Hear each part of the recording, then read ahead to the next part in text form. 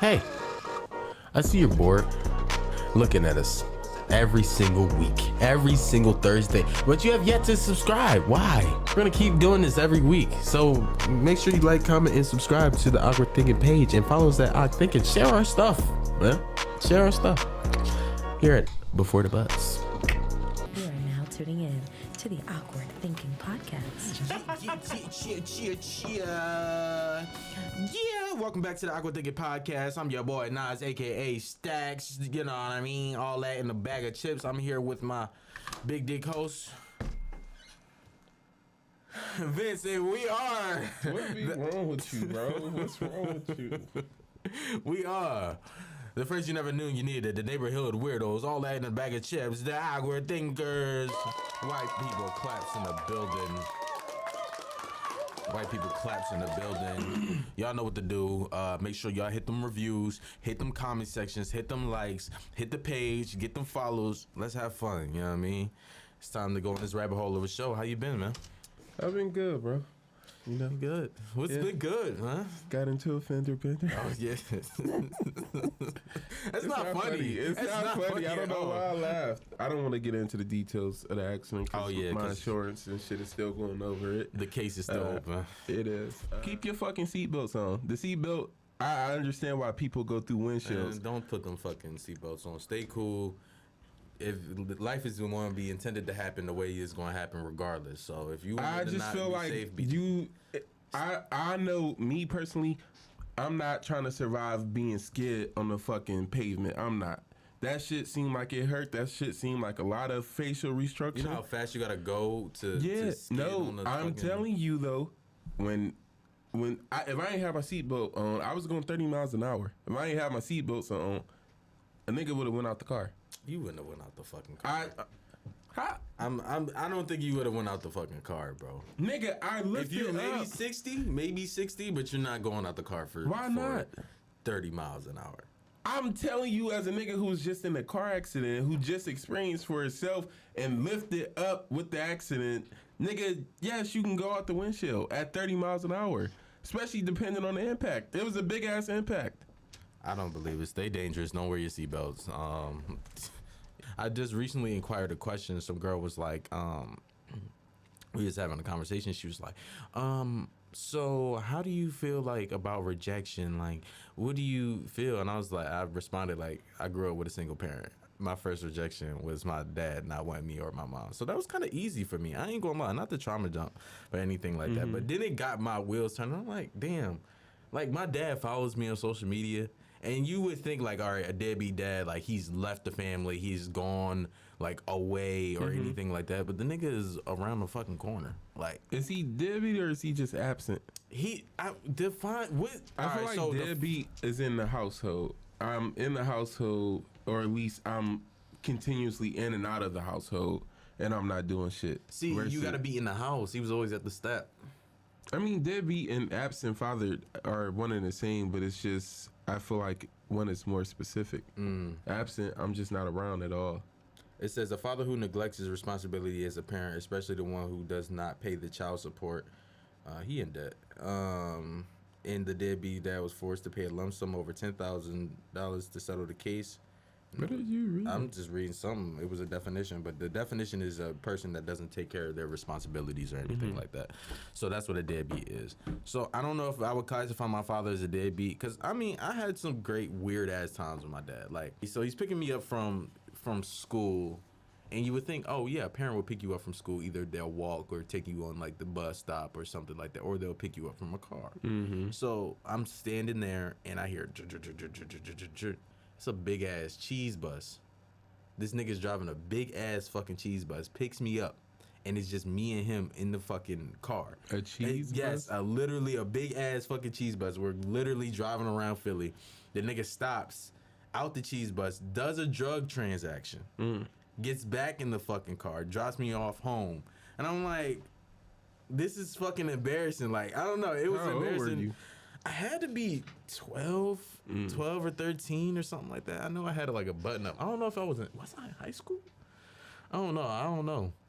But I did say I would start in this new life, because I'm tired of people like just doing shit towards me. I said in this new life, I said I'm gonna start ignoring people like a deadbeat dad, like neglect. Like they have a strong ignoring system. Like for you to ignore a child and your responsibilities, that's what I'm gonna ignore people. Why do you want to ignore people? Because people sometimes, I don't know. I've been getting into this point where it's like, if we don't talk or we don't do anything, like you don't have to acknowledge me no more. You know what I mean? Like you don't have to. We don't have to fake the funk. I don't fuck with you. You don't fuck with me.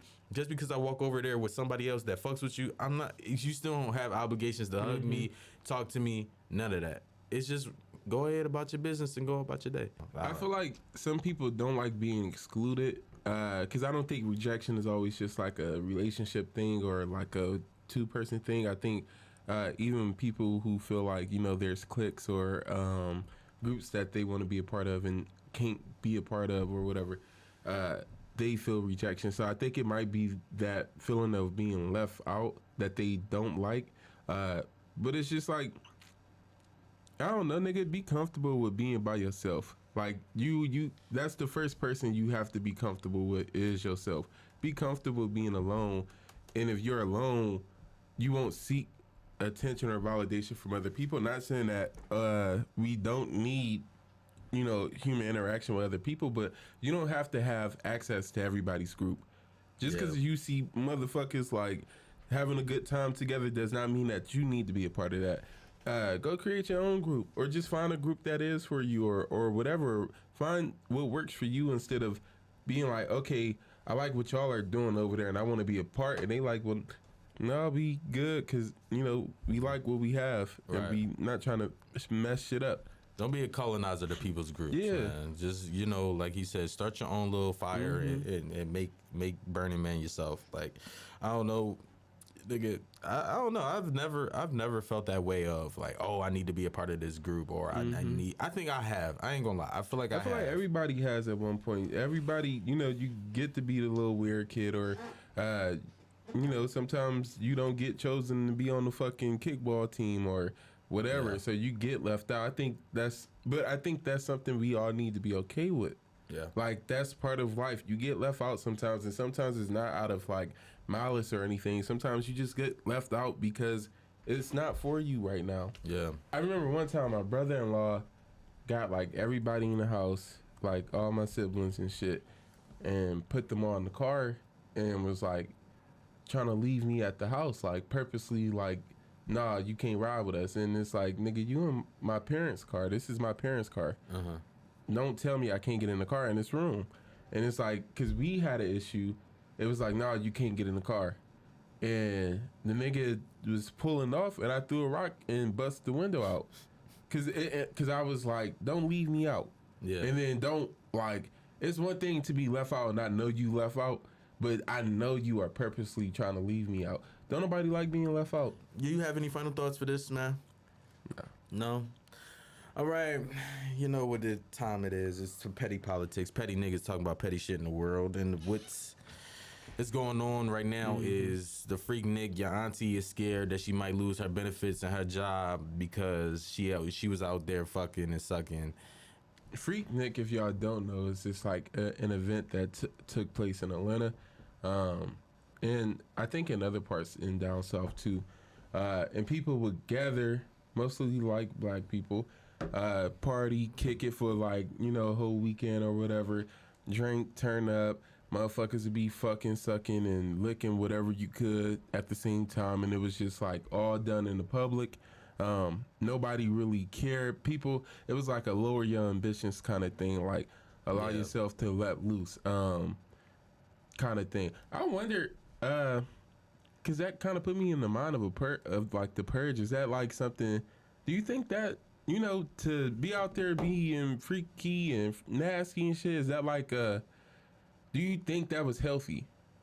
To be sexually liberated like that? Yeah. I feel like it was a no judgment free zone. You know what I mean? And it's so weird because that era of like people, like young people, are so judgmental. So it's like, I think it puts them in the box where it's like, oh, you can't judge me no more. You was just out there making out with a man, and you was just so pro whatever. Because you know what I think? It's a lot of niggas that might get exposed that was on the DL that they family man, wife, and all that. I don't think people. You never know. Because okay, so listen, I just feel like during that time that wasn't one of them things that was. I think that was strictly a heterosexual thing. That wasn't a. You don't know that. I don't know for sure. Because that might be a part of the documentary, the LGBTQ part. Yeah, that's why could be. A lot of motherfuckers might be a little shook up. It's just hard to see or imagine that was going on in the 90s.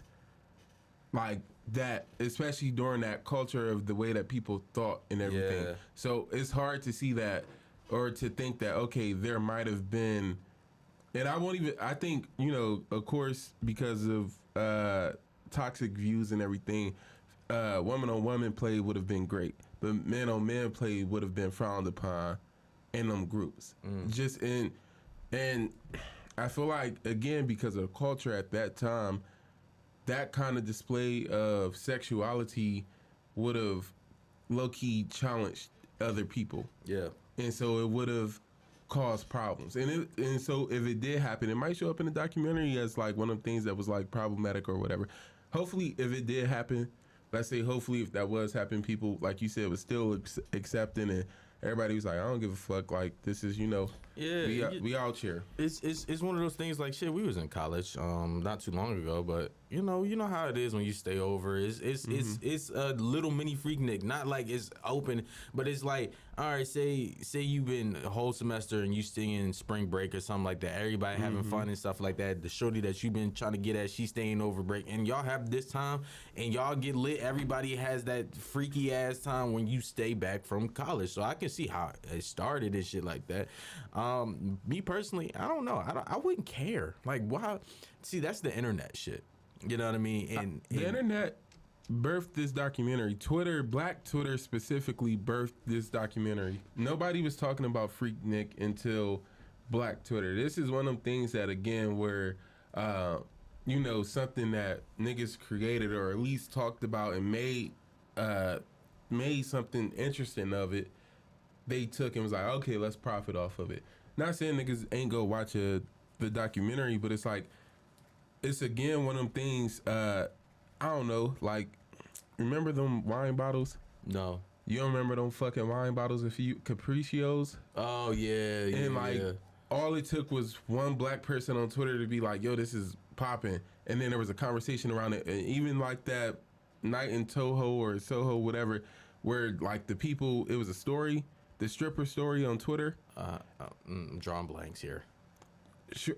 It was just a regular girl telling her story on Twitter about like a situation she was in with another stripper, how they went somewhere else, got into some situations and shit. Oh, yeah, okay. Then they turned it into a movie. It's just, niggas is like, Black Twitter is basically telling people this is what niggas want to see. Yeah. And then they throwing it on TV for us.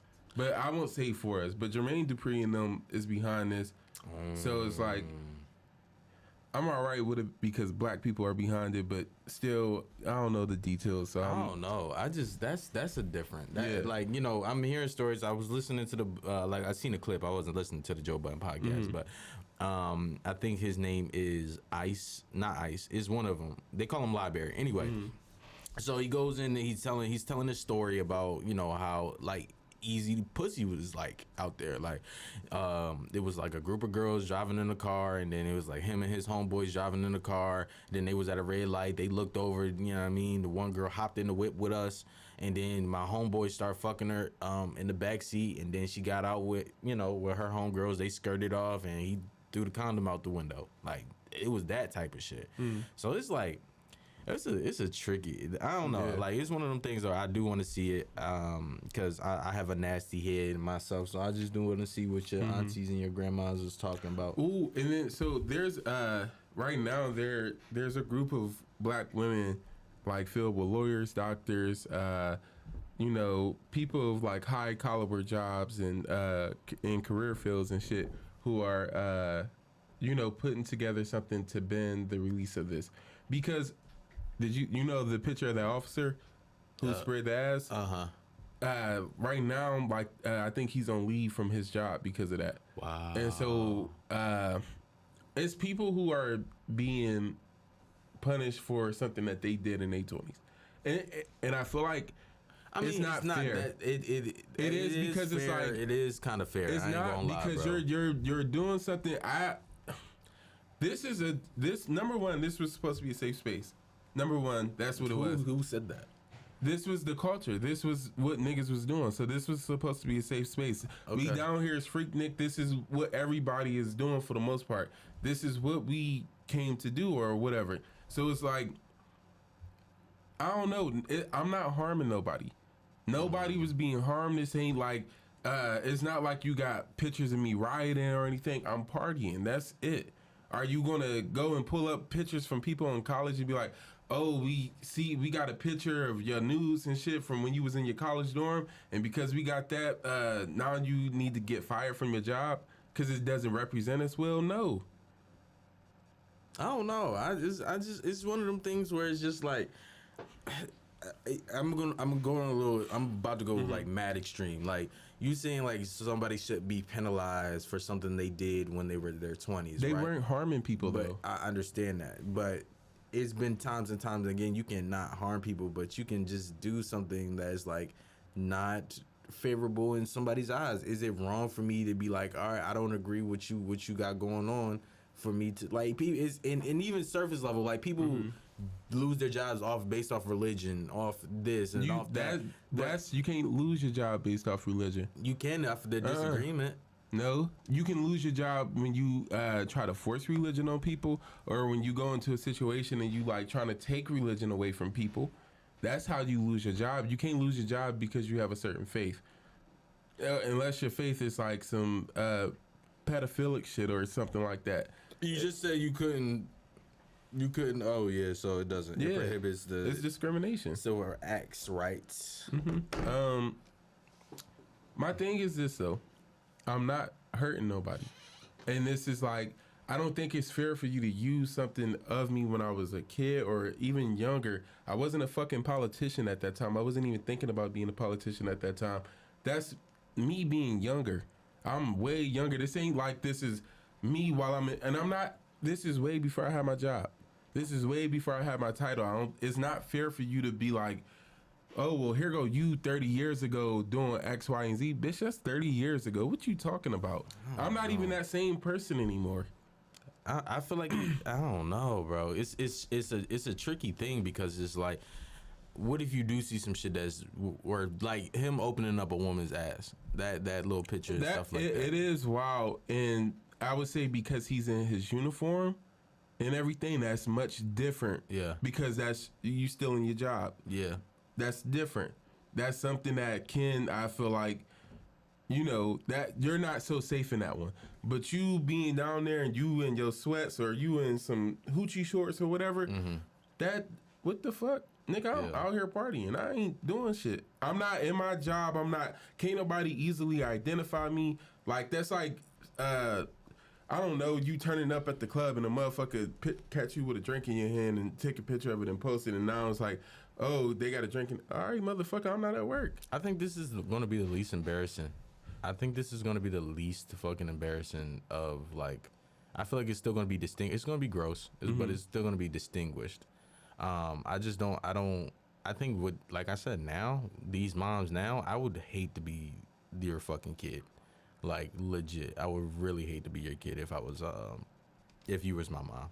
Because it's a lot of shit. I understand, like, sexual liberations and shit like that, but y'all either be clout chasing, showing your ass and titties, or showing your dick out and all this shit, and it's like, this era of I don't need a job, entrepreneurship, that shit gonna be over after a while. Niggas is gonna be having to get a job. I ain't gonna lie. So all that internet shit, like all them private pages, you gonna be surfaced. Like I said, I remember a long time ago, like niggas used to really find shit from your teachers. Like you would find them bikini pics or out doing it. So kids find shit, bro. So it's not like it's not gonna come up. But certain shit just shouldn't be shamed. I'm not hurting nobody. This wasn't nothing. You're showing nudity on the internet. It does not. I did not put it on the internet. That's the thing. I'm talking about the people that I'm talking about us, this current wave. Now I'm not talking about the Freaknik people. That I totally agree.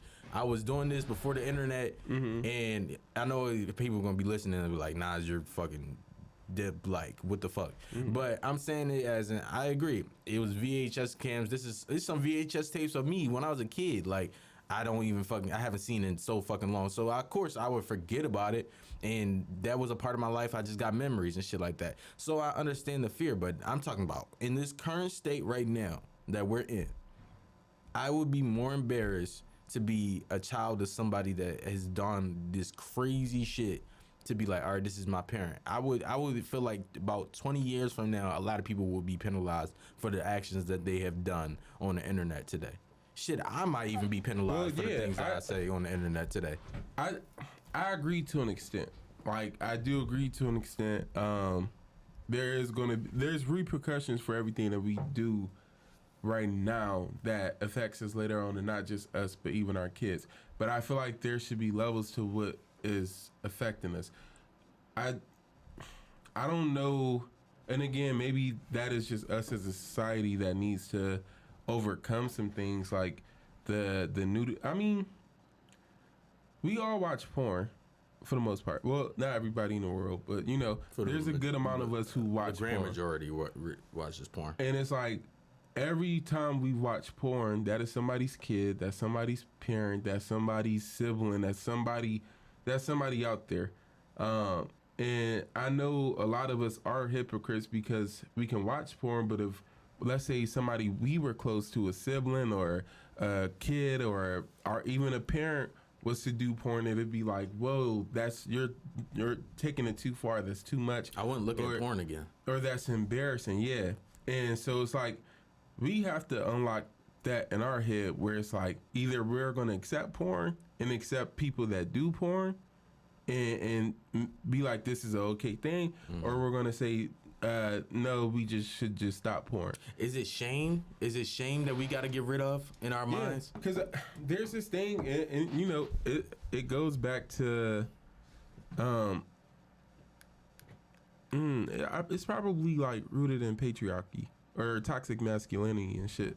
I don't know which one that falls up under, because I feel like if I found out, like, I would frown down, like, nigga, what you doing? If, like, a homie or, like, a brother or whatever was doing porn, but I know in my head I would feel more, my heart would break if I found out, like, a woman in my family was doing porn. Yeah. Because of the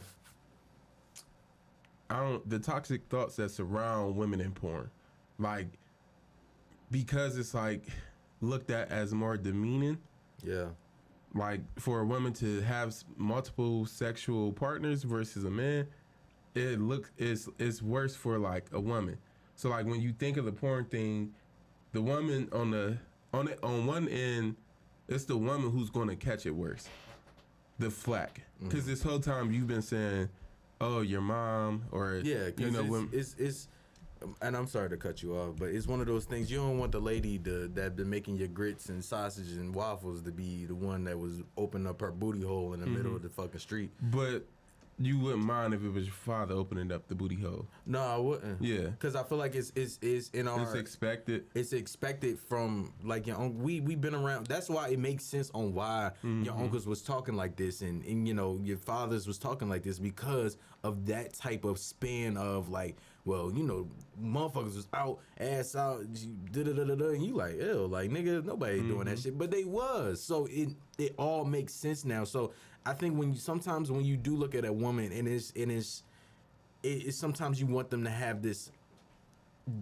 I don't know. You want them to be innocent, but you also want them to be like freaks at the same time. Not even innocent. I want them to, like, you just have this way of women that should be like, hold your head up high. You distinguish. You're like this beautiful. Like, I don't see you in that light. So I think that's why it's just like, it's a lot of niggas gonna get in a lot of fights, because whoever mom gonna be in that bitch is one of those things. Because I think the mom is so precious to us as males, and the woman is so precious to us. So it's just like, and I'm saying, like, aunties and moms, like older women that nurtured us. So we look at them as these precious, like, people, and then seeing them in the element of getting fucked or anything, or she was sucking dick, it's like, it kind of deteriorates you, and it opens the door for not even a disrespectful conversation.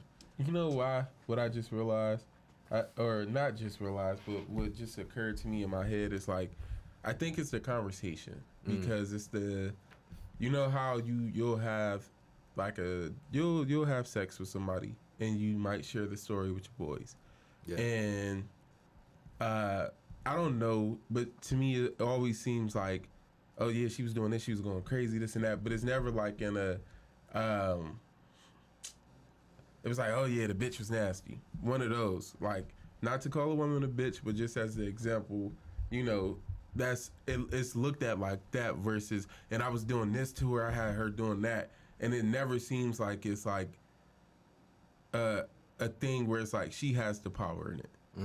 So it's always, every time I've really heard like a sexual story or a man talking about, you know, what he was doing, it's never been talked about in a, and I'm not saying everybody has always been like negative, but the woman has never had the power within that situation. So it's like a lack of power, and because there's a lack of power, or to me, what I interpret as a lack of power in those situations, I've always seen the woman as vulnerable. So no, I can't picture someone that I love or I'm close to that's a woman in one of them situations where she's being like sexually intimate, like in a porn star kind of way, or even I don't picture nobody, but it's like we understand that our siblings are in relationships, and that's something, or the people we love are in relationships, and that's something we could be like, all right, we know that they do these things, and it's not nothing to feel weird about. But if you found out this person close to me was a hoe and they was just this and that, getting ran through by X, Y, and Z, you'll look at it and be like, fuck, like, you know, hurt. In my evil mind, I want a lot of the church folks, the judgmental church folks that was in Freaknik, I really want them to be exposed. Yeah. Like, that's my only wish list for this whole documentary. I just want somebody to be like, oh, she went to my church and she be doing all this. She was saved. She was saved and whatever the fuck. But I was sucking dick. She was. I was sucking dick. I was being mean. I had every bitch in this motherfucking creaming. You know it. Amen. Had them holy pussy juices flowing. and I shook them like the Holy Spirit was in me.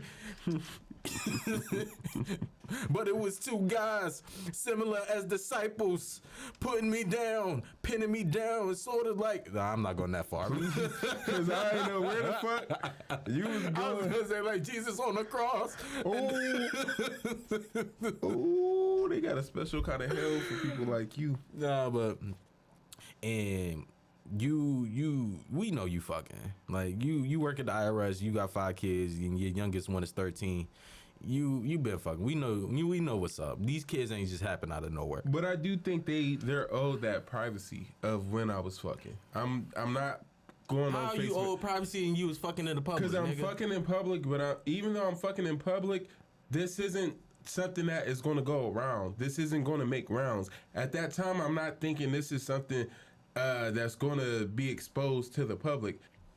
We've been on Freaknik for a hot ass minute, but I don't want to end this conversation without, because we've covered some of the good and bad about Freaknik, but I think it's time for niggas to get into the ugly of Freaknik. Okay. Because although we do know there was a lot of like sexual liberation going on, a lot of free spirited things happening, at the same time, everybody did not come to Freaknik with good intentions. Yeah. There were people down there who, some people came down there just to watch the festivities. Like, hey, I'm just a spectator. Like, you be a spectator? I would. I like watching other people do their thing. Yeah. In public, it'll be wild to see that. Yeah. Well, go ahead. I'm sorry. But yeah.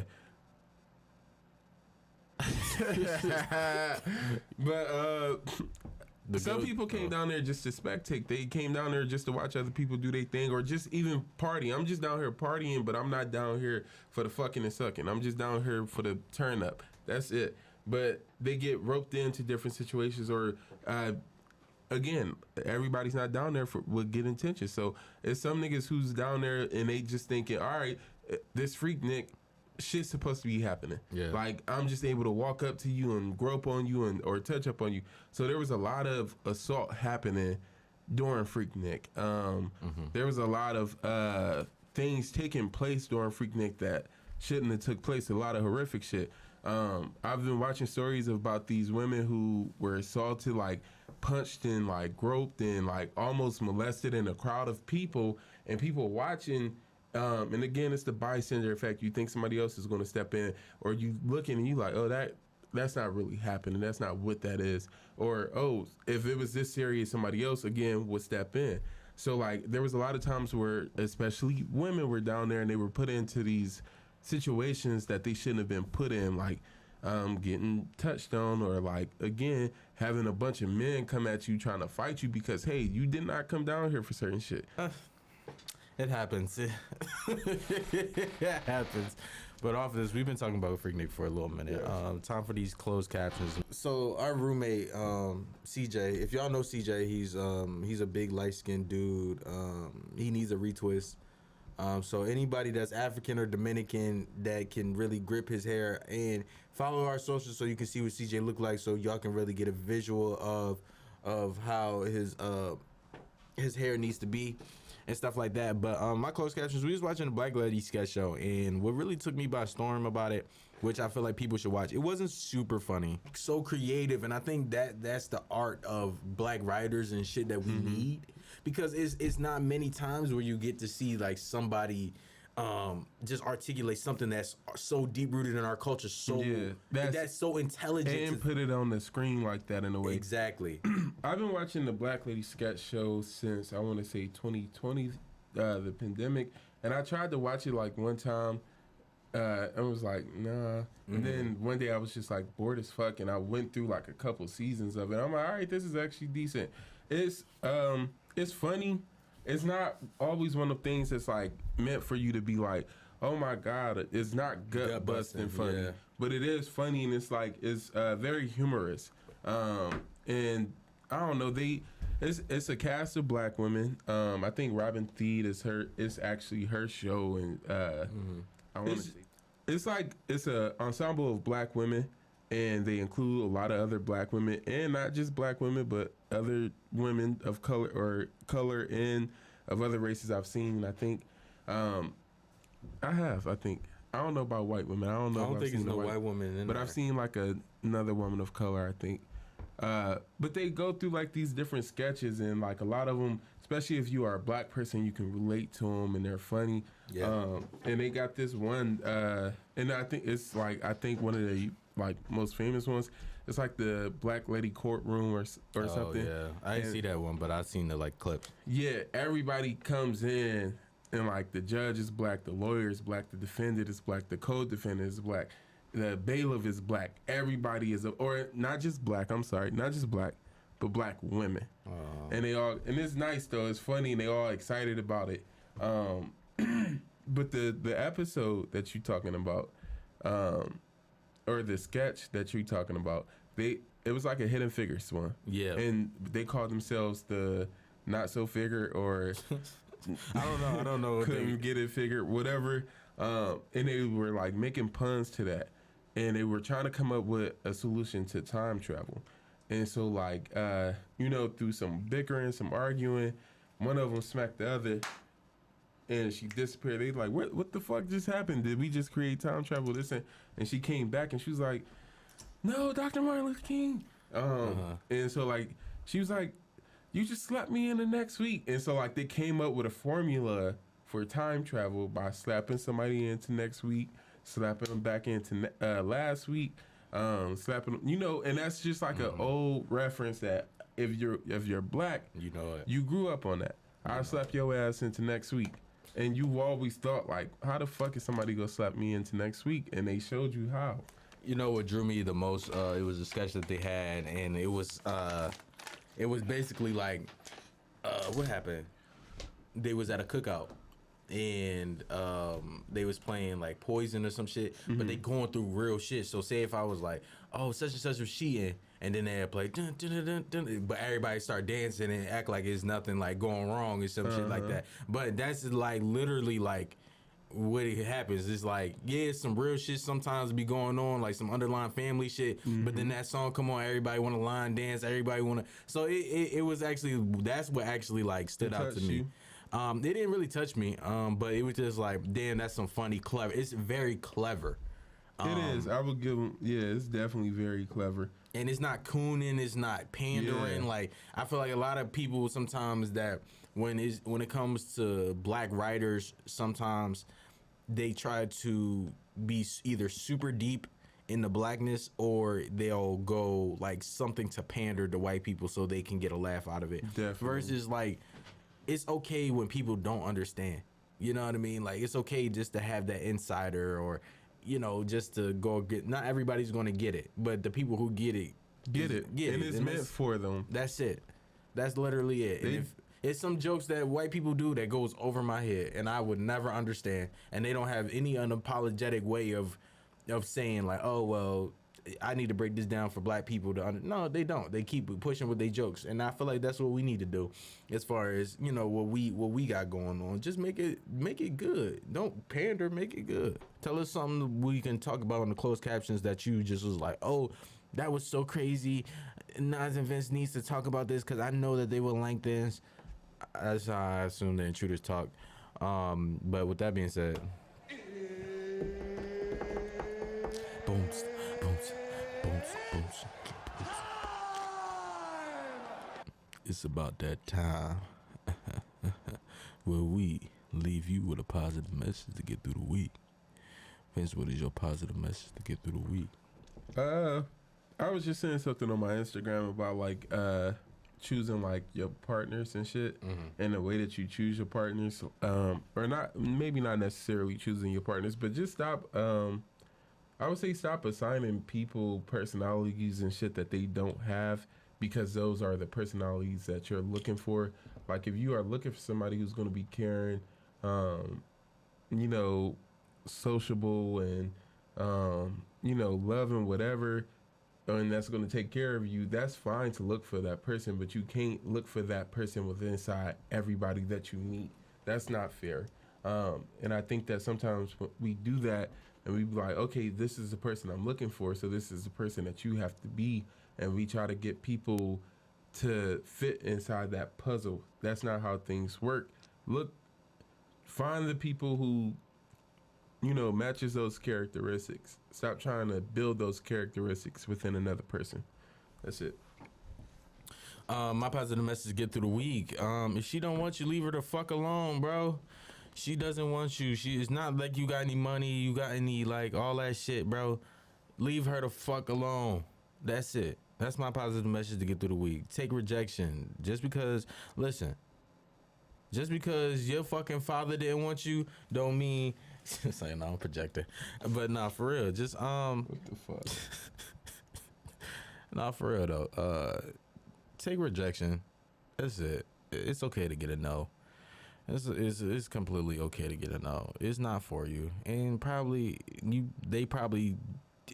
I usually think it's the signs. Not saying like anybody got anything, but I'm just saying like motherfuckers is probably crazy. You don't want that headache. You don't know what you want. Stop being so fucking horny all the time.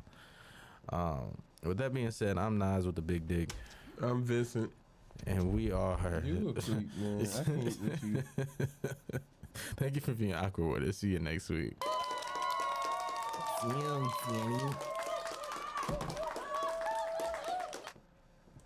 Damn,